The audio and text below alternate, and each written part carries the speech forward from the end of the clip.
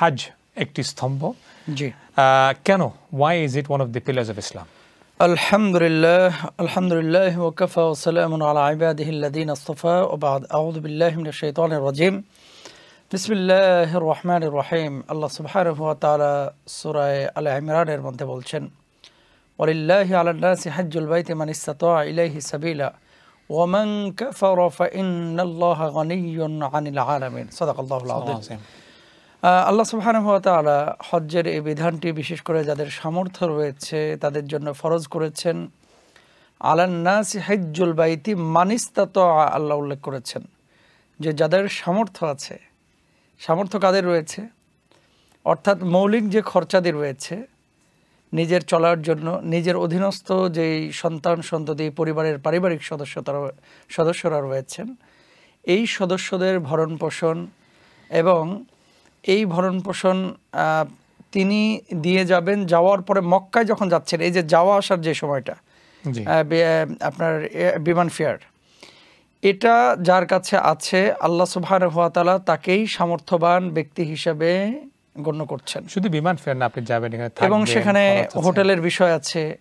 মৌলিক, আমি শুরুতেই বলেছি যে মৌলিক খরচাদি, যেমন একটা মানুষ যখন হজ্জের নিয়ত করে তখন তার রেজিস্ট্রেশন একটা ফিস দেওয়া লাগে, তারপরে ভিসা ফিস দেওয়া লাগে, বিমানের খরচ দেওয়া লাগে, ওখানে হোটেল খরচ, ওখানকার খাবার দাবার এবং ট্রান্সপোর্ট। এখানে যে যাদেরকে রেখে যাচ্ছেন, সেটা বাংলাদেশে হোক, ইউকেতে হোক, ইউরোপে হোক, তাদের ভরণ পোষণ তিনি রেখে অতিরিক্ত টাকা ওই জাকাতের মতো থাকতে হবে যে আমার 15 লাখ টাকা লাগবে, 20 লাখ টাকা লাগবে, 30 লাখ টাকা থাকা লাগবে, বিষয়টা এরকম না।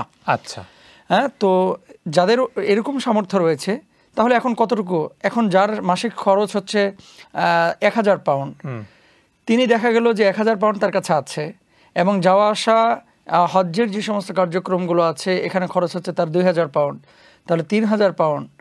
আচ্ছা, উনি যখন ফিরে আসছেন, ফিরে আসার পরে পরিবার যাতে করে না খেয়ে মারা গিয়েছে এরকম যেন দৃশ্য দেখতে না হয়, মাআযাল্লাহ, এরকম খাবার দাবারের ব্যবস্থা উনি রেখে যেতে পারলে মোটামুটি 3000-4000 পাউন্ড বা 3500-4000 পাউন্ড যদি কারোর কাছে থাকে তাহলে তার উপরে ধারণা করা যায় যে হজ আবশ্যক। এখন আরেকটা বিষয় আছে যে সে প্রাইভেট বিশ্ববিদ্যালয় বা প্রাইভেট স্কুলে তাকে পড়াচ্ছে বাচ্চাকে, তার মাসিক খরচ দেওয়ার পরে তার কাছে যথেষ্ট খরচ থাকছে না, তাহলে সে ব্যক্তি আসলে মানে হজ্জে আপনার ওই তার উপর হজ আবশ্যক না বা ফরজ না।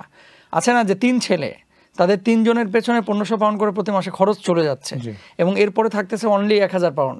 তাহলে সে মানুষটা যদি হজ্জে যায় তাহলে ঋণ করে যেতে হবে, অথবা হজ্জে গেলে দেখা গেল কারোর কাছ থেকে আপনার জোরপূর্বক অথবা কৌশল অবলম্বন করে টাকা পয়সা নিয়ে তারপর হজ্জে যাচ্ছেন।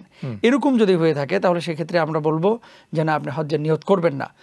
সমস্ত খরচাদি দেওয়ার পরে যে অতিরিক্ত অর্থ আপনার কাছে আছে, যেটা দিয়ে আপনার হজ সম্পূর্ণ হয়ে যাবে, সেটা দিয়ে আপনি হজ করবেন ইনশাআল্লাহ তাআলা। তার মানে হচ্ছে যে আপনার দুইটি শর্ত আমরা জানলাম, যে কন্ডিশন হচ্ছে একটি হচ্ছে ফিজিক্যাল এবিলিটি থাকতে হবে আর একটি হচ্ছে ফাইন্যান্সিয়াল এবিলিটি। অবশ্যই দেখেন, নামাজ যখন আমরা আদায় করি, নামাজের মধ্যে ফাইন্যান্সিয়াল এবিলিটির বিষয় নাই। প্রত্যেকটা মুসলমানের উপর আল্লাহ সুবহানাহু ওয়া তাআলা নামাজ ফরজ করে দিয়েছেন পাগল ছাড়া, এবং যাদের উপরে যেমন বিশেষ মুহূর্ত রয়েছে আমাদের মা বোনদের মেনস্ট্রুয়েশনের সময়, সেই সময় তার উপরে নামাজ ফরজ না। এছাড়া সুস্থ আকেল বালেগ সমস্ত মানুষের উপরে, বিশেষ করে যারা ইমানদার, তাদের উপরে নামাজ আল্লাহ তাআলা ফরজ করেছেন। এখন কথা হচ্ছে যে টাকার বা পয়সার বা পাউন্ডের এখানে কোনো সম্পর্ক নেই নামাজের সাথে। রোজা আপনি রাখছেন, আমি রাখছি, এখানে কিন্তু ফাইন্যান্সিয়াল কোনো বিষয়ে সম্পৃক্ততা নেই। হজ এমন একটি ইবাদত, হ্যাঁ, যেখানে শারীরিক এবং ফাইন্যান্সিয়াল, ফিজিক্যাল এবং ফাইন্যান্সিয়াল দুটো বিষয়ের কিন্তু সম্পৃক্ততা রয়েছে। এই জন্য জাকাতের ক্ষেত্রে যেমন শারীরিক সক্ষমতা প্রয়োজন নাই, কিন্তু ফাইন্যান্সিয়াল অ্যাবিলিটি, যোগ্যতা থাকলে তার উপরে যাকাত আবশ্যক।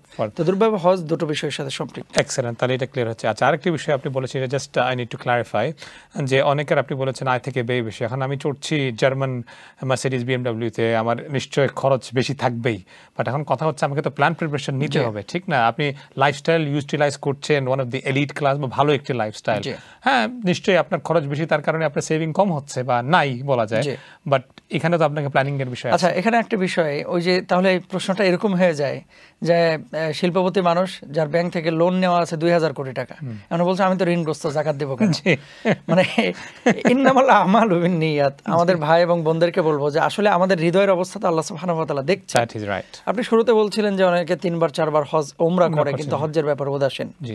দেখেন, ওমরা প্রতিবার করাটা আপনার জন্য ফরজ না, আবারও বলে ওমরা প্রতিবার করাটা আপনার জন্য নফলও না, সুন্নত না, আপনার জন্য অত্যাবশ্যকীয় কোনো বিষয় না ওমরা প্রতি বছর করা। কিন্তু হজ যদি আপনার উপর ফরজ হয়ে থাকে আর এমত অবস্থায় যদি আপনি মারা যান, তাহলে আহলে কিতাব বলতে আমরা তাদের কথা, যাদেরকে আপনারা জানেন গাজায় যারা হামলা চালাচ্ছে, হ্যাঁ, তাদের কথা বলা হয়েছে, সে যেন তাদের মতো হয়ে মারা গেল। তো এখানে আসলে খুব গুরুত্বপূর্ণ বিষয় হচ্ছে যে ওমরা একাধিকবার না করে হজটা যদি আমার উপরে, যারা একাধিকবার ওমরা করে ম্যাক্সিমামের উপরে আমরা দেখেছি মোটামুটি ফরজ, কিন্তু তারা অনেকেই করেন না।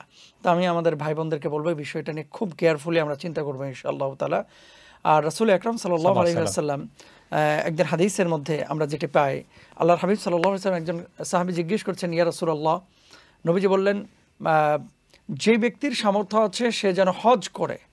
তো তখন সাহাবী বলছেন, ইয়া রাসূলুল্লাহ, প্রতি বছর কি হজ করব? আল্লাহ নবী চুপ থাকলেন, একবার না, দুইবার না, তিনবার তিনি চুপ থাকলেন। এরপরে নবীজি বললেন যে দেখো, যে ব্যক্তির উপরে সামর্থ্য আছে সে ব্যক্তির উপরে একবারই হজ ফরজ। সুতরাং তুমি যে আমাকে বারবার জিজ্ঞেস করছো, আমি যদি বারবার জবাব দিতাম তাহলে তোমার উপর ওয়াজিব হয়ে যেত। এজন্য নবীজি চুপ ছিলেন। জাযাকাল্লাহু খাইরান। আরেকটি বিষয় আমরা এখান থেকে জানতে পারলাম, কেন কিছুই বাড়াবাড়ি করার দরকার নেই। যে জিনিস আমাদের এখানে জ্ঞান সীমিত আছে আমরা যেন কথা কম বলবো, এবং মোস্ট ইম্পর্টেন্টলি যে টপিক রিলেটেড যে আমরা আজকে কথা বলছি হাজ, the fifth pillar of Islam, জানতে পারলাম দুটি ইম্পর্টেন্ট বিষয় হচ্ছে ফিজিক্যাল এবিলিটি, ফাইন্যান্সিয়াল এবিলিটি থাকতে হবে, এবং মোস্ট ইম্পর্টেন্টলি যাদের উপরে হজ ফরজ আছে, যারা নিয়মিত কন্টিনিউয়াসলি উমরা করছেন, let us start planning for হাজ নাও।